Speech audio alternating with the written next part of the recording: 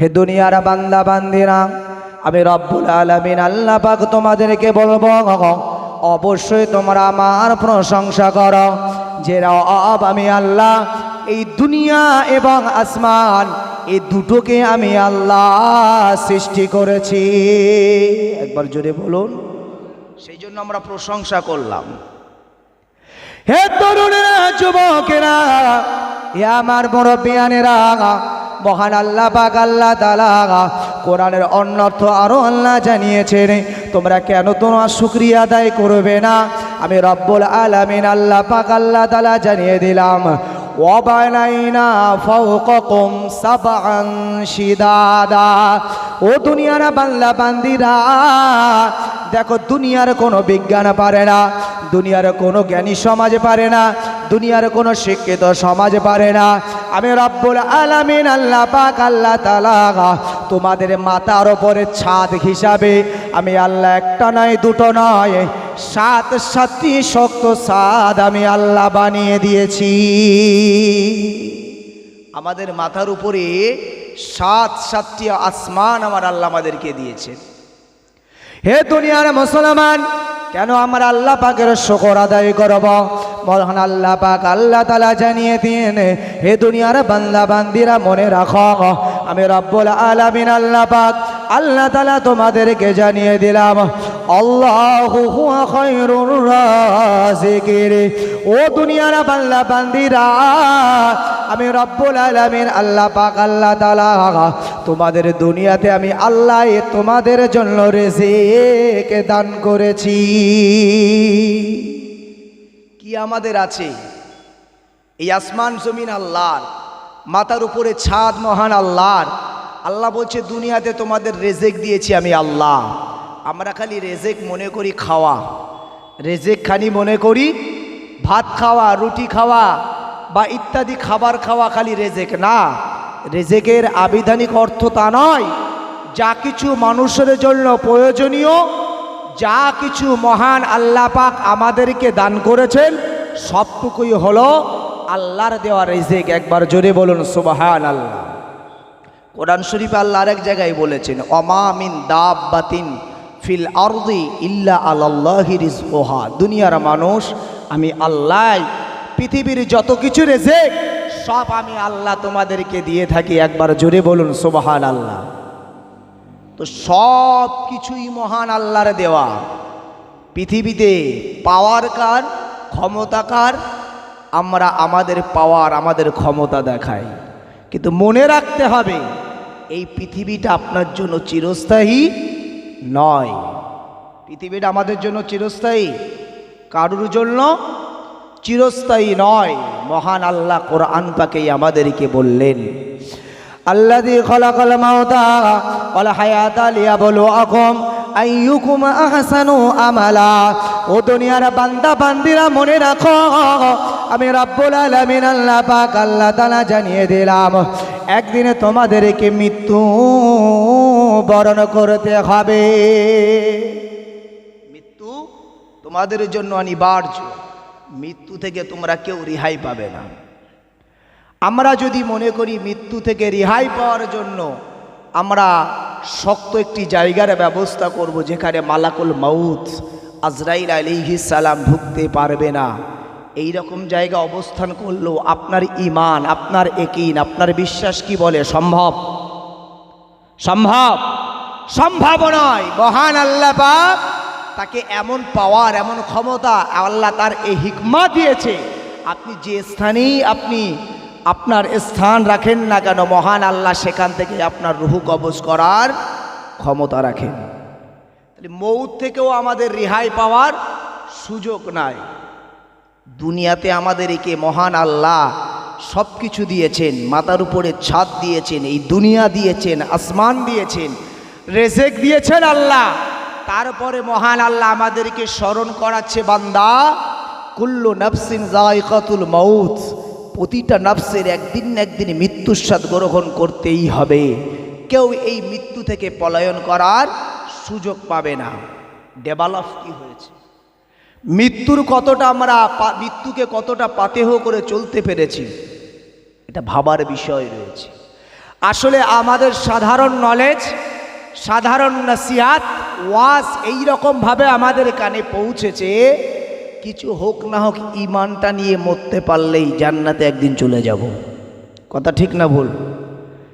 কিছু হোক না হোক একটু ইমানটা যদি নিয়ে মরতে পারি জান্নাতে চলে যাব। নামাজি যদি কোনো বেনামাজিকে বলে ভাই নামাজ পড়ো, কিছু বেল সাইজের বেলাইনের লোক আছে, তারা জবাবে বলে কি নামাজ পড়বো ভাই, আমি হয়তো নামাজ পড়ি নে, কিন্তু আমি তো দেখছি, তোমারকে বলছি না, তবে তোমার সাথে আর যে মুসল্লিরা নামাজ পড়ে ও না মুসল্লিদের থেকে আমার মনে হয় ইমান ভালো আছে। নামাজ পড়ে নামাজিদের থেকে আমার ইমানটা ভালো আছে। আসলে তাদের কাছে ওয়াজ যেমন পৌঁছেছে বা তারা যেমন বুঝেছে, যেমন জ্ঞান সঞ্চয় করেছে, তাদের একিন, তাদের বিশ্বাস, ইবাদত ছাড়া, আমল ছাড়া ইমান তাদের রাখা যায় বা ইমান থাকে। আসলে কি এটা বাস্তব? তবে এ কথাগুলি বাস্তব হওয়ার পিছনে কিছু কারণ আছে। চলুন আমি কারণগুলো একটু বলি। বিশ্বনবী সরওয়ারে কায়নাত রাসূল পাক সাল্লাল্লাহু আলাইহি ওয়াসাল্লাম হাদিস পাকে বললেন, ক্বালা নবী সাল্লাল্লাহু আলাইহি ওয়াসাল্লাম, মান ক্বালা লা ইলাহা ইল্লাল্লাহ ফাদাখালাল জান্নাহ।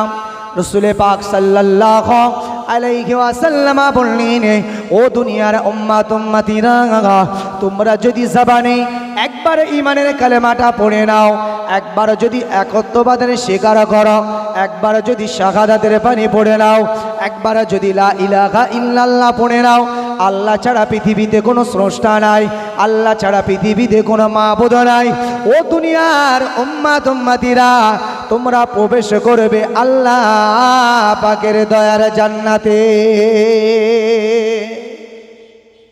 ওয়াজ হচ্ছে আসলে আরবির ব্যাকরণ সঠিক না জানার কারণে সমাজের কাছে এই নসিহত পৌঁছেছে। কলেমা পড়লে জান্নাতে প্রবেশ করবে। চলুন পাশাপাশি আর একটা হাদিস রাখি, যা শুরুতে আমি রেখেছিলাম।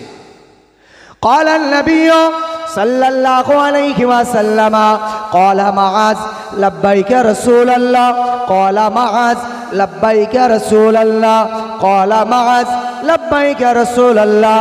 বিশ্ব নবী সরওয়ারে কায়নাত, দয়ার নবী, মায়ার নবী আমার ডাক দিলেন সাহাবী মাআজ রাদিয়াল্লাহু তাআলা আনহু হুজুরকে। ক্বালা মাআজ, হে মাআজ, উত্তর দিলেন লব্বাইক ইয়া রাসূলুল্লাহ, হুজুর আমি হাজির। হে তরুণেরা, যুবকেরা, ফিরে দ্বিতীয়বার ডাক দিলেন। ক্বালা মাআজ, উত্তর দিলেন লব্বাইক ইয়া রাসূলুল্লাহ, হুজুর আমি হাজির। দ্বিতীয়বার আবার ডাক দিলেন। ক্বালা মাআজ লব্বাইক ইয়া রাসূলুল্লাহ। বিশ্ব নবীকে সাহাবী ডেকে বললেন, ইয়া রাসূলুল্লাহ, ইয়া হাবিবাল্লাহ, হুজুর আপনি আমাকে একবার নয়, আপনি আমাকে তিনবার ডেকেছেন। ইয়া রাসূলুল্লাহ, ইয়া হাবিবাল্লাহ হুজুর, আর আমি আপনার তিনবার ডাকে সাড়া দিয়েছি। বিশ্ব নবী আমার বললেন, এ বাবা সাহাবী মাআজ, আর আমি রাসূল পাক সাল্লাল্লাহু আলাইহি ওয়াসাল্লাম তোমার তিনবার ডাকের সাড়া আমি রাসূলুল্লাহ শুনতে পেয়েছি। তো সাহাবী মাআজের মনে প্রশ্ন জাগলো, রাসূলুল্লাহ এর আগেও আমাকে ডেকেছেন, কিন্তু নবীজি কখনো এইভাবে আমাকে ডাকেননি। একবার ডাকলে, ডাকের সাড়া দিলে নবীজি আমার সাথে যদি প্রয়োজনীয় কিছু কথা বলার থাকতেন তিনি বলতেন, কিন্তু আজ তিনবার ডাকের সাড়া শুনতে পেয়েছেন। বিদায় রাসূলুল্লাহ কিছু আমাকে বলতে চান, যেটা আমার প্রতি বেশি প্রাধান্য করেছে, বা যে কথাটি বলবে সেই কথাটির প্রতি বেশি প্রাধান্য দিয়েছেন। তাই রাসূলুল্লাহ আমাকে তিনবার ডেকেছে। বাংলায় একটা কথা আছে, বলে তিন সত্যি। বলছে ভাই তুমি আসবে, আর একজনকে বলছে ভাই তুমি অবশ্যই আসবে আসবে আসবে, মানে যাকে বলছে আসবে, না আসলেও অসুবিধা নেই, আর যাকে বলছে কোনো কথা শুনতে চাই না, তুমি আসবে আসবে আসবে, যেটাকে বাংলায় তিন সত্যি গড়া বলা হয়। তো রাসূলুল্লাহ সাল্লাল্লাহু আলাইহি ওয়াসাল্লাম সাহাবী মাআজকে ডাকের সময় তিন সত্যি করলেন, একটু বেশি প্রাধান্য দিলেন। নবীজির কাছে সাহাবী জিজ্ঞাসা করলেন, ইয়া রাসূলুল্লাহ ইয়া হাবিব আল্লাহ হুজুর, এর আগেও আপনি আমার সাথে কথা বলেছেন, ডেকেছেন, কিন্তু আজকের যে ভাব, আপনার আজকের যে ডাকার ভঙ্গিমা, তা আমাকে অন্য কিছু বোঝায়। নবীজি বললেন, সাহাবী শোনো, আসলে আমি রাসূলুল্লাহ তোমাকে এখন যে কথাটি বলবো সেই কথার প্রতি 63 করলাম, বেশি প্রাধান্য দিলাম। হে তরুণেরা, যুবকেরা, সাহাবী মুআজ রাদিয়াল্লাহু তাআলা আনহু হুজুর আমার ওই সময় বিশ্ব নবীর দরবারে জিজ্ঞাসা করলেন, ইয়া রাসূলুল্লাহ, ইয়া হাবিবাল্লাহ হুজুর, আপনি আমার সাথে কি বিষয়ে 63 করলেন? বিশ্ব নবী আমার বললেন, শাহাদাতু আল্লাহ ইলাহা ইল্লাল্লাহ। এ বাবা সাহাবী মা শোনো, পৃথিবীতে যদি আমার কোনো উম্মতি একবার যদি শাহাদাতের বাণীটা পড়ে নাই, একবার যদি একত্ববাদের স্বীকারটা করে নাই, আল্লাহ ছাড়া কোনো স্রষ্টা নাই, আল্লাহ ছাড়া কোনো মালিক নাই, এ বাবা সাহাবী মা শুনে রাখো, আমি বিশ্ব নবী সরওয়ারে কায়নাত রাসূল পাক সাল্লাল্লাহু আলাইহি ওয়াসাল্লাম জানিয়ে দিলাম, হারামাল্লাহু আলাইহিন নার। এ বাবা সাহাবী মা শোনো, আমার ওই উম্মতের জন্য আমার রব্বুল আলামিন আল্লাহ পাক আল্লাহ তাআলা চিরতরে জাহান্নামের আগুনকে হারাম করে দেয়। একটু জোরে হয় না? আসলে হাদিসের ব্যাখ্যাটা এইরকম।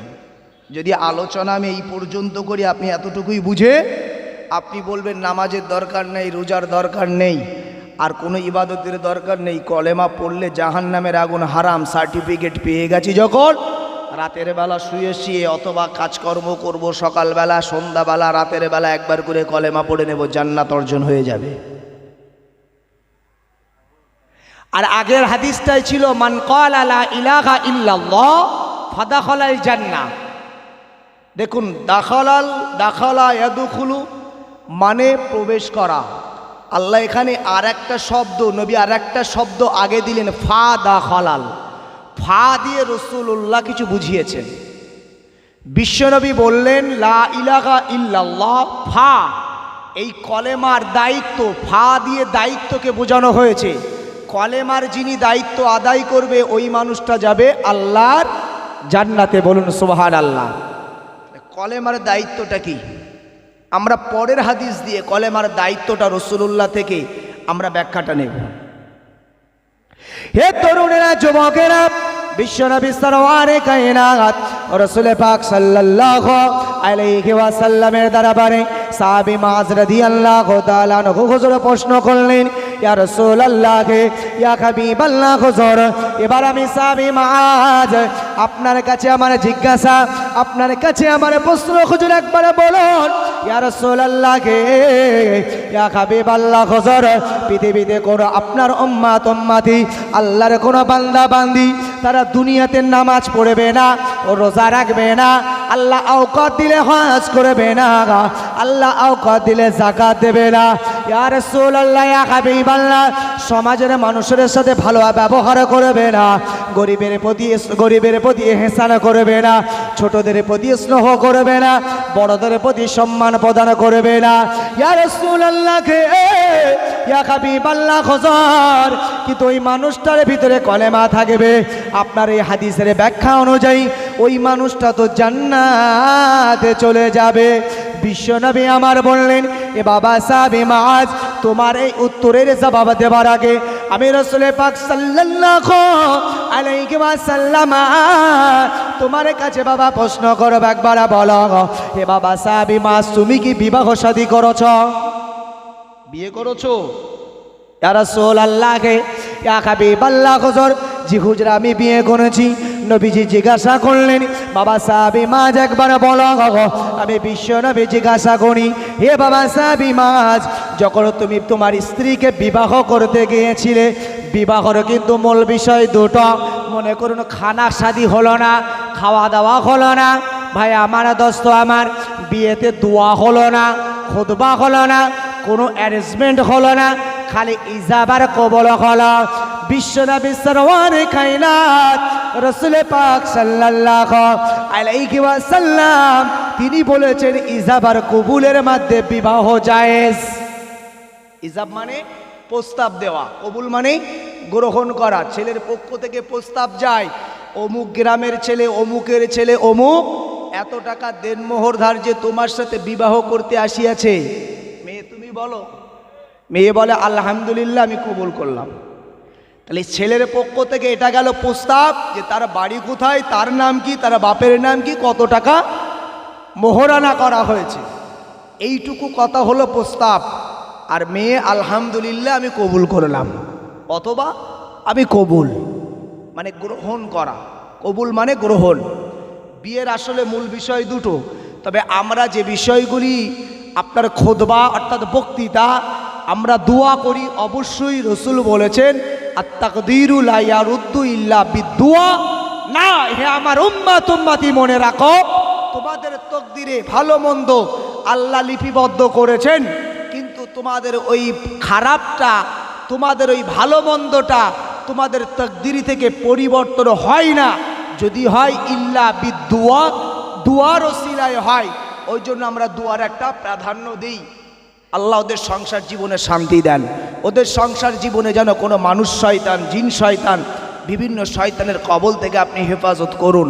যদি তার কপালে লেখা থাকে শয়তানি ওয়াসওয়াসা, মানুষ শয়তান, জিন শয়তানের ধোঁকা থাকবে, এই দুয়ার ওসিলায় আল্লাহ তার তকদিরি পরিবর্তন করে শয়তানের ধোঁকা থেকে আল্লাহ তাকে হেফাজত করতে পারেন। এই জন্য দোয়া। আর দোয়া ও মাগফুল ইবাদা, নবীজি বলেছেন দোয়া হলো সমস্ত ইবাদতের মগজ। দোয়া একটা ইবাদতের মধ্যে পড়ে, সেহেতু আমরাই উত্তম তরিকায় করি, অসুবিধা নাই, আরও ভালো। তবে মনে রাখুন দোয়া হলো না, খুতবা হলো না, খাওয়া দাওয়া হলো না, ইজাব কবুল ঠিক তো বিয়ে জায়েজ, আর সব হলো ইজাব কবুল হলো না, বিবাহ জায়েজ নয়। হে তরুণেরা, যুবকেরা, বিশ্বনবী সরওয়ারে কায়নাত রাসূল পাক সাল্লাল্লাহু আলাইহি ওয়াসাল্লাম সাহাবী মুআজ রাদিয়াল্লাহু তাআলা আনহুকে জিজ্ঞাসা করলেন, এ বাবা সাহাবী মুআজ একবার বলো, আমি বিশ্বনবী তোমার কাছে জানতে চাই। এ বাবা সাহাবী মুআজ বলো, যখন তুমি তোমার বিবিকে বিবাহ শাদী করতে গিয়েছিলে, ওই সময় তোমার বিবির কাছে তোমার পক্ষ থেকে ইজাব গিয়েছিল। এ বাবা সাহাবী মুআজ বলো, তোমার পক্ষ থেকে যে ইজাবটা ছিল, ওই ইজাবটা কি ছিল বলো। সাহাবী মুআজ বলেছিলেন, ইয়া রাসূলুল্লাহ, ইয়া হাবিবাল্লাহ, হুজুর, ওই সময় আমার নাম, আমার বাপের নাম, আমার কোথায় বাড়ি, আর কত টাকা আমার মোহরানা। যেটা আমরা বলি অমুক গ্রামের ছেলে, অমুকের ছেলে অমুক এত টাকা দেন মোহর ধার্য করিয়া তোমার সাথে বিবাহ করতে আসিয়াছে, ততটুকুই বললেন। হে তরুণেরা, যুবকেরা, বিশ্বনবী আমার ওই সময় বললেন, এ বাবা সাহাবী মুআজ, এবার আমার জিজ্ঞাসা বলো, তোমার ওই বিবিটাকে তুমি বিবাহ করে বাড়ি নিয়ে এসেছ? জি হুজুর, আমি বিবাহ করে বাড়ি নিয়ে এসেছি। বিশ্বনবী আমার জিজ্ঞাসা করে, হে বাবা সাহাবী মুআজ বলো, ওই বিবি কি তোমার সংসারের কাজকর্ম করে? জি হুজুর করে। কি কাজ করে একবার বলো। ইয়া রাসূলুল্লাহ, ইয়া হাবিবাল্লাহ, হুজুর, সে আমার পিতা মাতার খেদমত করে, আমার পিতা মাতা আমার জন্য সংসারের রান্না বান্না করে। ইয়া রাসূলুল্লাহ, ইয়া হাবিবাল্লাহ, হুজুর, আমার ঘরের সমস্ত কাজকর্ম সে করে। বিশ্বনবী আমার বললেন, এ বাবা সাহাবী মুআজ, এবার আমি বিশ্বনবী জানতে চাই, একবার বলো যে ইজাবের মধ্যে তোমার পিতা মাতার খেদমত, তোমার খেদমত, তোমার সংসারের কাজকর্ম করার কথা বলা ছিল না, এটা তোমার বিবির দ্বারাই করাও, এটা কি তোমার ইনসাফ হলো? আচ্ছা, এবার সাধারণ নলেজে আসুন, সাধারণ কথা, আমি হাদিসের কথা নয়, হাদিসটা এই জায়গায় রেখে এবার আমি একটা ব্যক্তিগত মত আপনাদের কাছ থেকে নিই, আলোচনা বুঝবেন আর একটু আগালে আমরা কোথায় ভুল করছি। ভাই মনে করো না আমি বিবাহ করেছি, বিবাহ করে বউ নিয়ে বাড়িতে এসেছি, আমার ইজাব কবুলটা ওই ছিল, আমার নাম, আমার বাপের নাম, আমার গ্রাম কোথায়, আমার মোহরানা কত। আমার বিবি খুব চালাক বুদ্ধিমান, তো আমার বিবি বিয়ে করে ঘরে নিয়ে এসেছি, সে বিবি বিবির মতনই আছে, ঘরে বউ নতুন বউ হিসাবে আছে। যদিও আমাদের এই পল্লী গ্রামে একটা রীতিনীতি আছে যে যখন বিয়ে করে ঘরে নিয়ে আসা হয়, ওই ঘরের নতুন বউটাকে তার দাদি নানি শিখিয়ে দেয়, সকালবেলা যখন হবে, মা তুই ঝাড়ুটা খুঁজবি, ঝাড় দেওয়ার জন্য একটু দৌড়োদৌড়ি করবি, হয়তো নতুন বউ তোর দিয়ে ঝাড়ু দিতে দেবে না, তবে তুই ঝাড়ুটা নিয়ে ঝাড়ু দেওয়ার জন্য তুই চেষ্টা করবি, বিছানাগুলো গুছাবি, তুই তোর শাশুড়ির হাতের একটু কাজ কাম করে দিবি, নালে লোকে খারাপ বলবে। মনে করুন একটু স্ট্যান্ডার্ড ফ্যামিলি যারা একটু ধনী পরিবারের, তারা হয়তো আর একটু মডিফাই হয়েছে, তারা সমাজ থেকে আর একটু উন্নত বলে দাবিদার, তারা তখনও নয়, আরও কয়েকদিন ঘরের নতুন কাঁথার মতন নতুন বিছানার মতন শোকেচে রাখতে চাই, রাখা অসুবিধা নাই। তো মনে করুন রেখেছেন, আচ্ছা ওই বউটাকে রাখতে রাখতে একদিন, দুদিন, 5 দিন, 10 বদন হয়ে গেছে। 10 বদন হওয়ার পরে এবার জোর থেকে ফেরার পরে ওই বউটাকে আবার সেই ঘরে আসার পরে ওই বউটা বউ হয়েই আছে। আচ্ছা সমস্যা হবে না? হবে না? হবে। এখন আমি স্বামী হিসাবে আমার দায়িত্ব রয়েছে, যদিও সে আমার বউ, আমি মনে মনে ভাবছি হয়তো অল্প বয়সের মেয়ে, হয়তো সে ব্যাপারটা বুঝতে পারছে না। তো আমি তাকে বউকে একদিন ডেকে বলছি, শোনো আমার গিন্নি, তুমি আমার ঘরের বউ, তোমাকে বিবাহ করে নিয়ে এসেছি, আমার মা বাপ বুড়ো হয়ে গেছে, তুমি তাদের খেদমত করবে, রান্না বান্না করবে, কাজকর্ম করবে, এটা তো তোমার কাজ, এটা তোমার দায়িত্ব, এগুলো তুমি কাল থেকে করবে। বউ তখন আমাকে জবাব দিচ্ছে, দেখো স্বামী, তুমি আমাকে বিবাহ করেছো বলে আমার সব স্বাধীনতা কেড়ে নিতে পারো না, কারণ তুমি আমাকে বিবাহ করার সময় যে ইজাব, যে প্রস্তাব রেখেছিলে, সেই প্রস্তাবের মধ্যে কিন্তু বলা ছিল না কথাগুলো, যে তুমি আমার বাড়িতে গিয়ে আমার মা বাপের খেদমত করতে হবে, আমার ঘরের কাজকর্ম গুছাতে হবে, রান্না বান্না করতে হবে, এগুলো কিন্তু বলা ছিল না, এগুলো আমি করতে পারবো না।